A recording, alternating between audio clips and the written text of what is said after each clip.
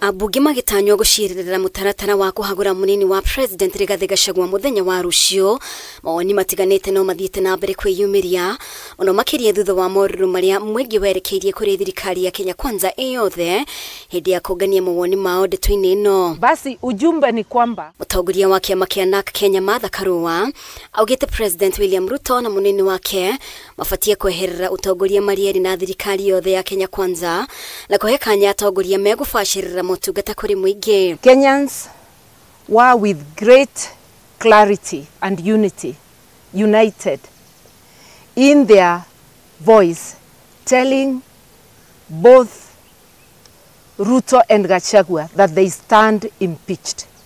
They came in as a pair and they'll go home as a pair. That was the message of Kenyans. Karua no ugite hatirite mĩario the kĩama kĩa Kenya kiranyita rĩendekithia-inĩ rĩa kũhagũra Gachagua akimenereria thirikari nĩ kwambĩka ndereti itaraguna mũingĩ ihinda-inĩ rĩrĩ.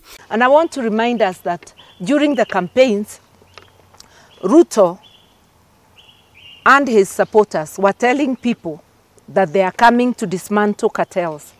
It appears they were talking of themselves coming in to remove, if at all there were cartels, and to perfect the art of capturing the state and putting it in the hands of cartels. Ndereti ya kuhagũra Gachagua yukĩte rĩrĩ thirikari ikoretwo igere-inĩ rĩa gũkinyanĩria mĩbango ĩtiganĩte kwa mũhiano ngirimiti na kambuni ya Adani hamwe na mũbango mwerũ wa motungata ma ũrigitani SHA.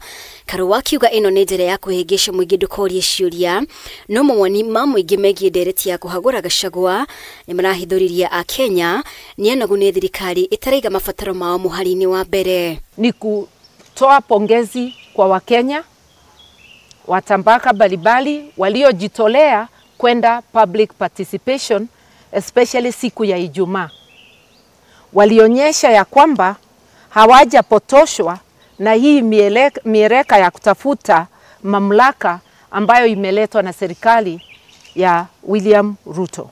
And that's why participants in Elgeyo Marakwet were asking whether the impeachment of Gachagua will build the stadiums they were promised, whether it will bring the building of the roads that they have been promised and have not so far been built. In other words, Kenyans want their issues attended to.